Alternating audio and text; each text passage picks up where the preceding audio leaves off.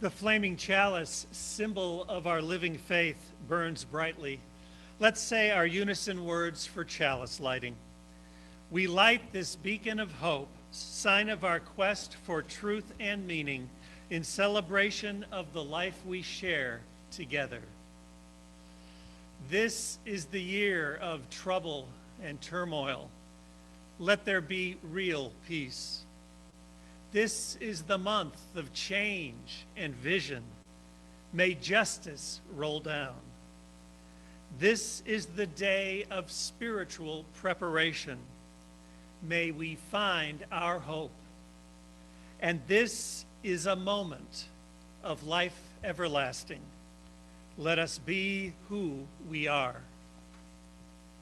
Please join me in reciting our living covenant. Love is the spirit of this church, and service its law. This is our great covenant, to dwell together in peace, to seek the truth in love, and to help one another. Now please lift your voices in song to sing hymn number 103 in the gray hymnal, For All the Saints.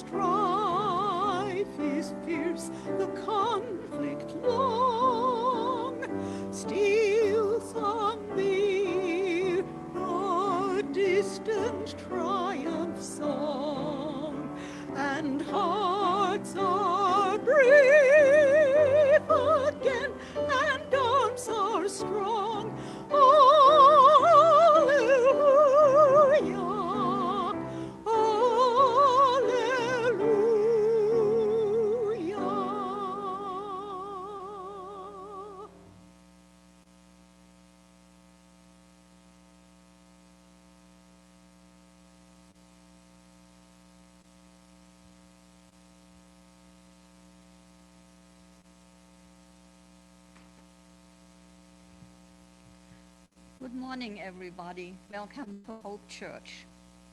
I hope everybody had a very nice week and is ready to tackle this next week. Here are some announcements. Women of Hope will meet via Zoom Thursday, November the 5th at 7 o'clock. And the Black Riders Reading Group is getting together on Tuesday, November 17 at 5:30. And continuing with handcrafting is the Threads of Hope group who meet on Tuesday, November 10 at 11:30. In This Week at Hope, you will find a list with all online services.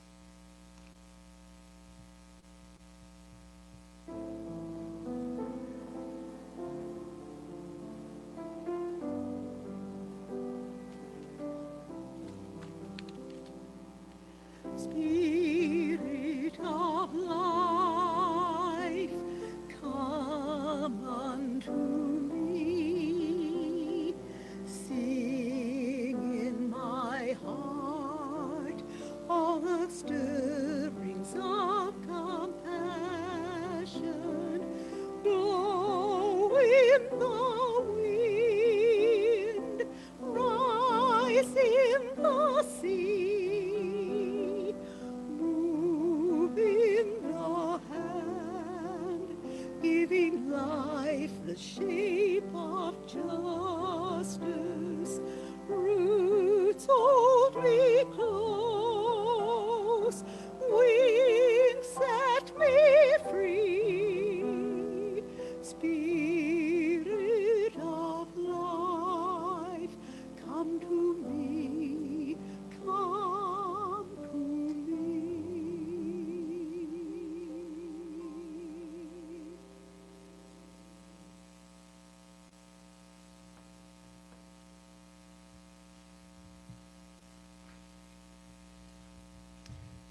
I invite you to meditate on this affirmation of hope by Loretta Williams.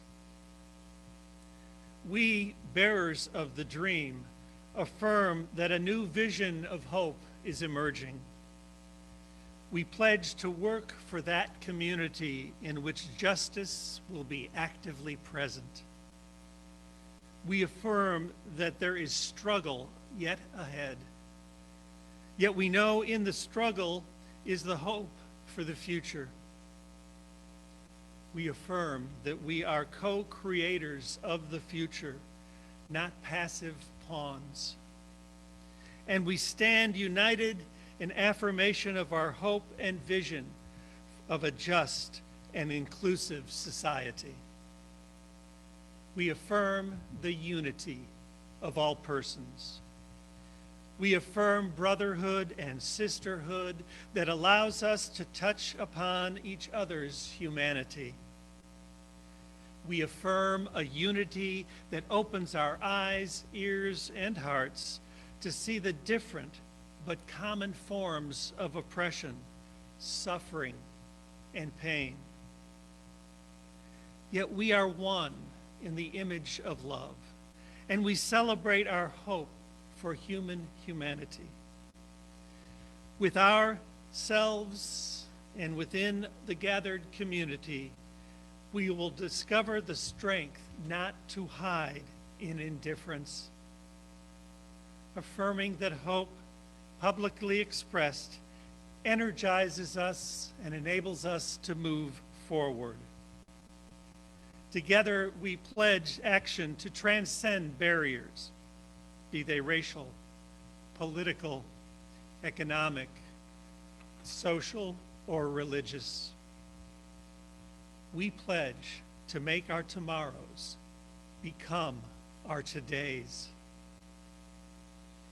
May we sit in silence and be one in spirit.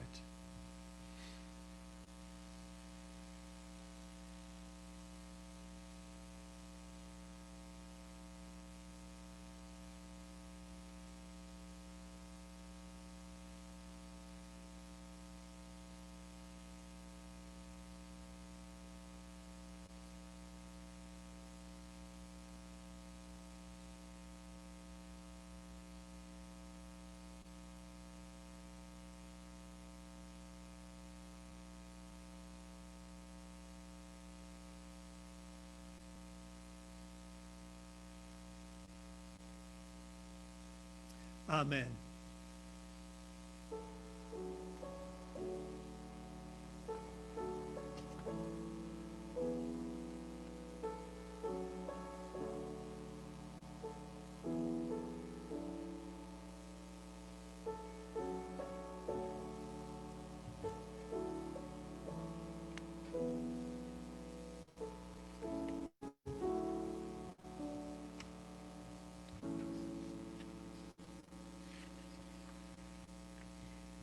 The reading this morning is by Dana Worsnap.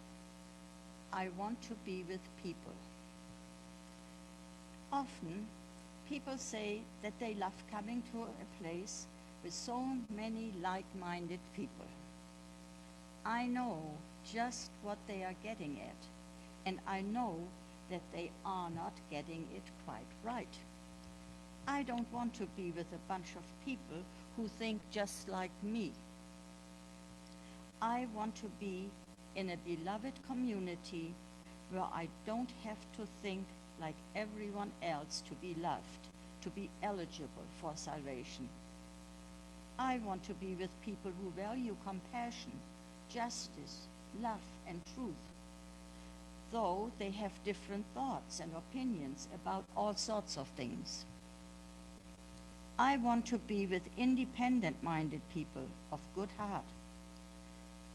I want to be with people who have many names and no name at all for God. I want to be with people who see in me goodness and dignity, who also see my failings and foibles, and who still love me. I want to be with people who feel their inner connection with all existence and let it guide their footfalls upon the earth. I want to be with people who see life as a paradox and don't always rush to resolve it.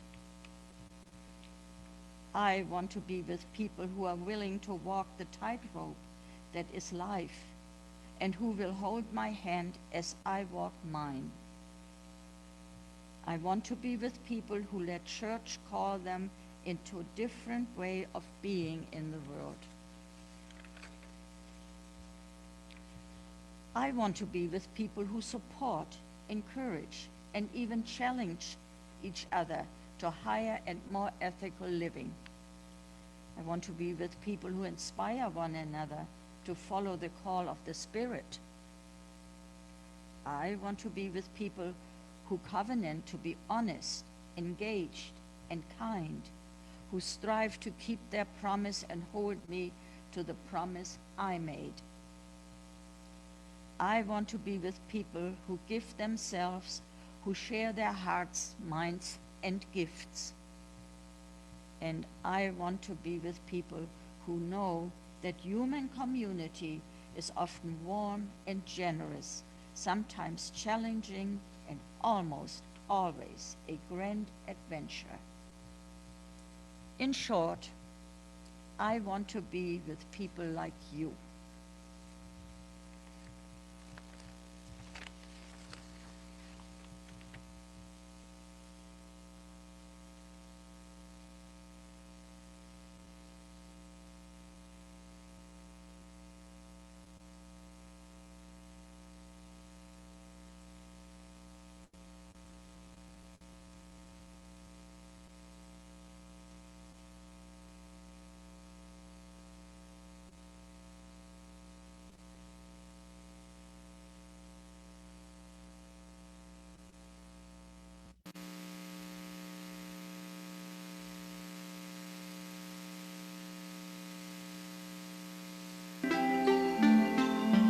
What's interesting is that hope in particular seems to have a kind of really low barrier for cognitive consistency. So as long as I don't believe something to be impossible, it seems to be an object that's at least possible for me to hope for. So if I don't think it's impossible and I don't think it's certain, it seems to be a candidate for hope. And insofar as then my desire for it kicks in and it engages my agency in the right sorts of ways, it seems like I can actually hope for it. So in the religious tradition, there's a lot of work that's been done on, of course, hope. And in particular, the relation between hope and other of the so-called theological virtues, faith and love. And one of the things we were interested in and has to do with the connection between faith and hope. So a lot of people think of faith as having a kind of belief commitment that something is going to be certain or that something is going to be probable, that maybe outstrips the evidence. And the interesting thing about hope is that it seems to kind of float free from judgments about the evidence. So you can hope for something even though you really don't believe it's likely to come about. And so one of the things we were interested in with this project is when it comes to the religious context, what sorts of religious practices does mere hoping cultivate? So for instance, suppose you were someone who had religious beliefs, but for various reasons have come to believe other things. Maybe you become agnostic about the existence of God, say. But nonetheless, do you still hope that God exists? And if you do hope that God exists, what sorts of practices does that kind of hoping sort of inspire? Is it possible to hopefully pray, even though you don't actually believe that God exists? Can you still pray and hope? Can you participate in religious practices and communities, even though you don't actually endorse the beliefs necessarily anymore? But nonetheless, you still hope for an afterlife, or you hope for the unity of virtue and happiness in the end. So what sorts of distinctive beliefs and practices can we get if we have hope without faith? With respect to the religious situation, as long as I don't believe that the existence of God, say, is logically impossible, and few, even sort of adamant atheists, would say it's logically impossible that God exists, or that they're absolutely certain that God doesn't exist, just like most theists would not say they're absolutely certain that God exists. So here we are. We're between absolute impossibility and certainty. Well, that's the perfect space for hope to operate in. And so in a way, hope in the religious context doesn't necessarily involve assessment of the odds or the probability in the way that maybe faith would. And so as long as you can think, yeah, there's a consistent narrative in some particular religious tradition, even if I'm not sure that it's true, or even I don't even think it's likely that it's true, nonetheless, you might engage in the kind of hope that, say, the Christian God exists. And in doing so, that might actually motivate certain kinds of religious practices. So I think it's definitely the case that we can do certain things that put us in a position to have robust, deep, abiding hopes. And so in that sense, I do think hope can be under the volitional control of an agent. It might not be the sort of thing that I can just bootstrap my way into on a dime, and sort of on a snap or something like that. I just magically start hoping. But can I do things that I know if I'm in the right community context, I'm in the right sort of situation, it will in fact instill in me desires. It will in fact instill in me a sense of agency and urgency over the object of my desires, and will help me see the possibility space for those desires being realized. That's exactly the kind of situation I actually do have control over putting myself in. And insofar as I do that, it does seem like I can sort of indirectly put myself in a position to inculcate deep, rich, sustaining hopes.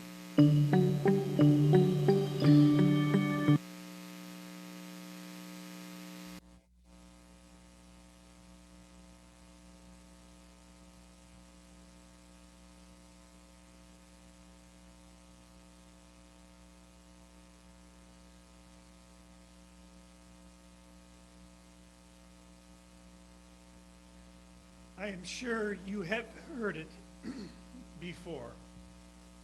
Hope springs eternal in the human breast, wrote Alexander Pope some 2.5 centuries ago. With his inconsistent health, beginning with serious illness at age 3 and a crippling tubercular infection 9 years later, Pope seems like an unlikely candidate for belief in a bottomless reservoir of hope. Let's also not forget his flawlessly abrasive contributions to English satire as an adult. Think about it for a moment. Pope was, as one commentator put it, disadvantaged socially as a hunchback and cripple, and politically as a Roman Catholic. Moreover, hack writers were jealous of him, and he was unable to find romantic intimacy in life. Pope spoke out for reason and liberty in the face of Sir Robert Walpole, an utterly unethical politician who was the first Prime Minister of England. Moreover, he suffered the consequences for naming corruption in government for what it was. That's always risky business in any time or place where reason is suspect and liberty is reserved for the righteous. You know what I mean. Pope lived a hard life in a difficult time, which should prove hopeful to some of us here today. In the midst of personal and political misery, he rose up to become the greatest poet of his age, or, in Byron's words, the great poet of all times. Maybe this is why Pope could proclaim that hope springs eternal. But a close reading of Maynard Mack's magnificent biography, Alexander Pope, A Life, what with over 800 pages and some 1,000 footnotes, tells another story altogether. I bet you can relate. Pope's accolades were accompanied by acrimony. His failures far exceeded his successes, and pain prevailed over comfort. No, it was not the quantity of hope that sustained the poet, as perhaps his quote about hope suggests.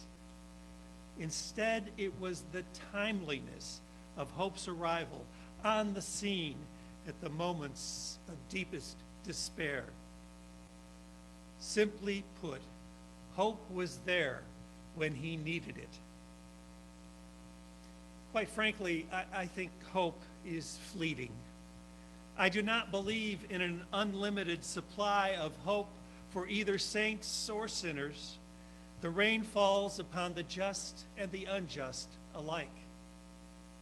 Religion makes no guarantees for hopeful outcomes, though it does offer some ways to respond when hope seems to have left us behind. In fact, I think we should feel fortunate, even blessed, to accept the small measure of hope that comes our way. If it arrives in time to save us from ourselves, from the enemy within, that's even better. Hope is fleeting, but if we are aware of its arrival, we can embrace salvation itself. Steve Goodyear tells the story of Brigadier General Robinson Robbie Reisner, for 7 years an unwilling guest of the infamous Hanoi Hilton prison compound during the height of the Vietnam War. First, for Robbie, it was complete isolation, 4.5 years worth. For most of us, this scenario is simply beyond our imagination or comprehension. But wait, it gets worse. Robbie's accommodations were downgraded to a 7-by-7-foot cell, the window of which was boarded up to punish the prisoner in total darkness. He had already been under intense physical and mental duress. Now his coffin-like prison cell assumed his demise. Robbie's cell mirrored his soul, not a glimmer of light to be found. For Robbie, exercise and praying soon gave way to crying and screaming. To keep his captors from knowing about their impending victory over him, he filled his mouth with his own clothing to muffle his shouting match with death. Ready to call it a life, Robbie crawled under his bunk one day and released his spirit into the darkness of his hell on earth. Any hope he had experienced earlier was now non-existent. Robbie gave for good the Brigadier General in a fetal position under his bunk. That is when he finally noticed a very small crack in the wall. No bigger than just a sliver, but it let in a slice of light that after 10 months of darkness seemed to him like the sun. Moreover, he could make out one blade of grass. That was it, a single yellow sliver and a solitary green shoot. But it was enough. When he stared at the small, small world under his bunk, Robbie felt a surge of hope and a sense of gratitude like he hadn't known in years. In Goodyear's account, Robbie is quoted as saying, "It represented life, growth, and freedom, and I knew God had not forgotten me." We cannot be forgotten and remain among the living. Even the dead live on in the minds of others, and some suggest that they live on in the mind of the holy as well. It is all the more unsettling when we are the objects of forgetfulness while we still have a pulse. It is more than an inconvenience or an inconsideration when one forgets an appointment, or to send a birthday card, or to plan an anniversary celebration. It is downright eerie for the one left out in the cold. It subtly challenges their need to exist. If you need to remind someone that they count, don't wait for the right time, for there never is one. Instead, do it today. Perhaps because he discovered love had not forgotten him, Robbie eventually made it to the other side of the prison bars, that is. Sometime we must get out of the way and give up completely to make room for the hope that is already in our midst. Hope is fleeting, but the human spirit is strong. About the human spirit, notes Goodyear, it seems to run on nothing but a morsel of hope. Without it, you have nothing. With it, nothing else matters. Hope is fleeting, but it seems to be human nature to hang in there for the miracle. Right now, along bedsides in hospitals all over the world, stand believers with one hand caressing a loved one and the other reaching for the stars. We just know in our heart that our child will be the exception, that our parent will make medical history, or that our lover will rise again. I have sat beside them, these miracle seekers, as both a minister and a loved one. In either case, I neither steal their hope nor suppress my own.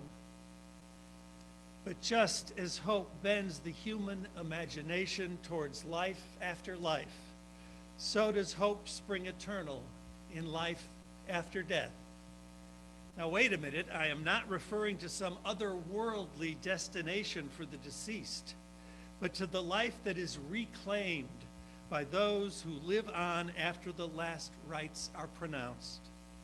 It seems to me that out of single deaths, multiple lives are reborn. I have officiated at far more rites of passage than I can count. Yet I remember so many of them for the spirits of those who live on and give out beyond the limits of mortal bodies and failing minds. One memorial service in particular will likely stand out forever for me as a moving reclamation of life from the jaws of death. You see, the decedent's 18-year-old daughter, who I'll call Marilyn, read a letter that she had written to her father after he died. In it, she said all of the things she wished she could have told him while he was still alive. Her words were nothing less than salvific. It took Marilyn great courage and even greater love to record such thoughts, let alone share them with mourners. Her hope was that somehow, somewhere, Dad was hearing the words as she spoke to him through her letter. In that moment, so many of us shared this hope. I cannot honestly say that Dad heard his daughter's pleas and promises, her declarations of love and allegiance. Really, there is no way to be sure. Both common sense and modern science would discourage such a notion. I suppose it isn't very likely, at least in a literal way. Yet I would like to think, just like under the bunk of a soldier's cell, there is an infinitely small crack in the wall that separates the living from the dead, where the glimpse of a father's smile meets the longing of a daughter's eyes. That makes more sense to me than I would like to admit.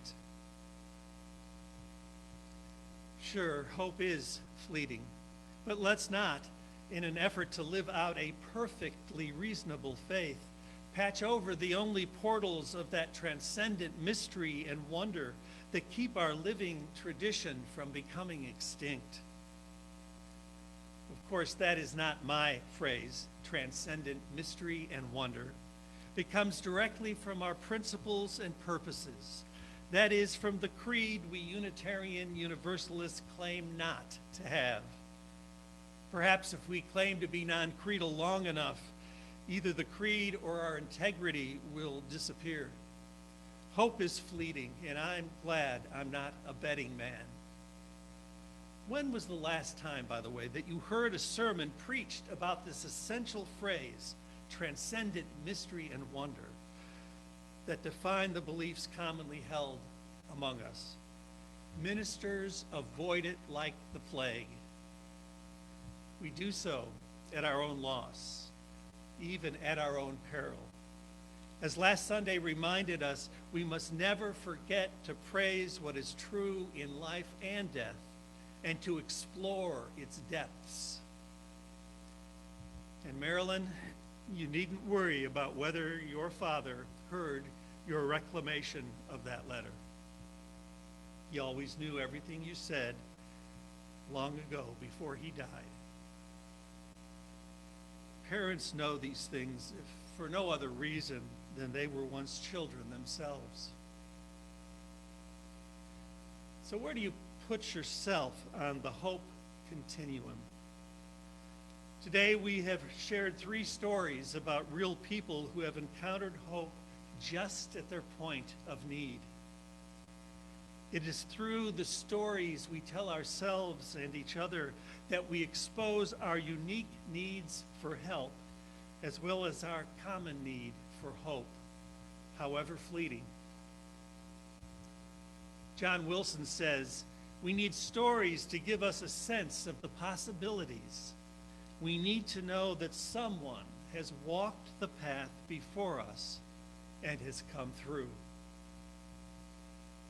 A poet, a soldier, and a daughter have left their footprints for us. Love did not forget them. A sliver of light appeared. Their stories testify that hope returns when we allow it in. And hope remains when we refuse to let it go.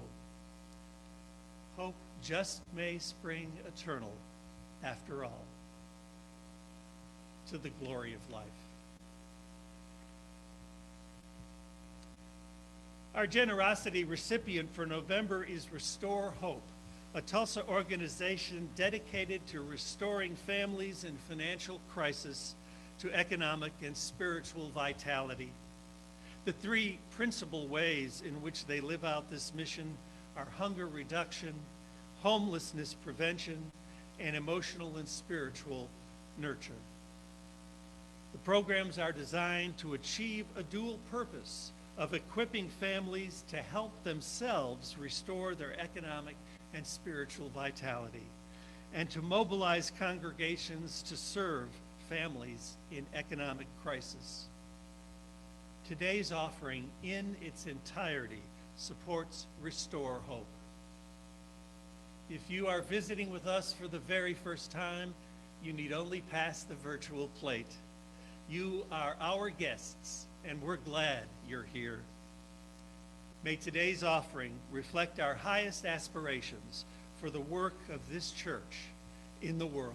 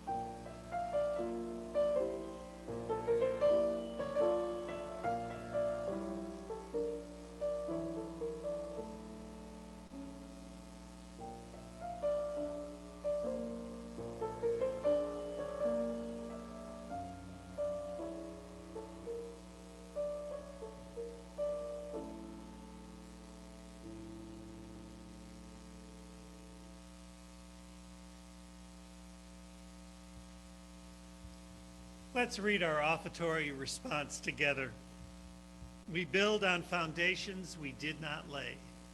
We warm ourselves at fires we did not light. We sit in the shade of trees we did not plant. We drink from wells we did not dig.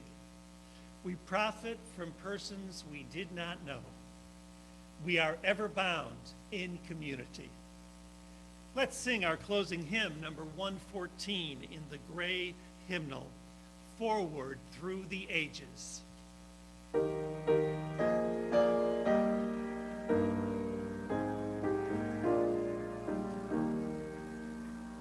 Forward through the ages in unbroken line.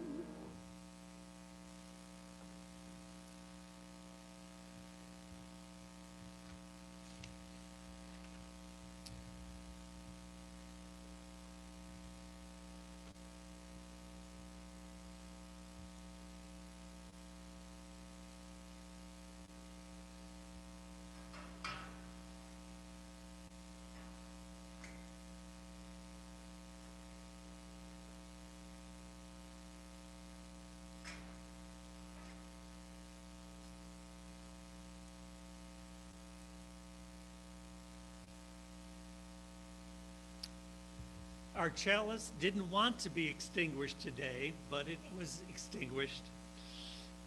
Please say these words and take that light with you. We extinguish this flame, but not the light of truth, the warmth of community, or the fire of commitment. These we will carry in our hearts until we are together again. And now may the love that casts out fear and the truth that sets us free lead us forward together till the day spring breaks and the shadows flee away. Amen.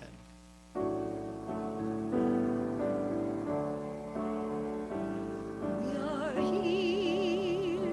here together, and these holy moments give us strength to